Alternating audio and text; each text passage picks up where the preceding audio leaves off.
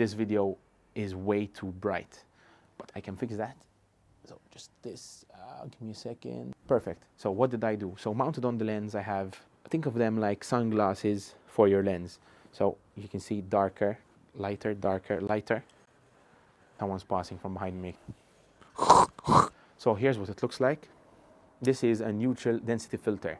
So I have one of these mounted to the lens, and this is a variable one. So when you turn it, the image gets darker or lighter, or rather the glass, and it basically controls the amount of light going into the lens. So where can you get one? You can get one virtually anywhere. So I buy Amazon, I buy everything from there, and prices range, you know, from 20 euros to, you know, 300 something euros depending on the brand. Do you need one? So in my opinion, if you don't shoot exclusively on your phone, then you don't need one, but you should probably get one.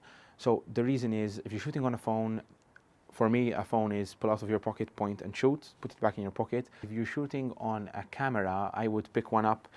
You know, it's very small, fits everywhere, and it allows you to control the exposure of your shot without changing the shutter speed or the aperture. So that means that you can get the effects you want in a shot, so you can get the motion blur you want or the depth of field that you want, and still change the exposure. And if you want to let more light in, all you have to do,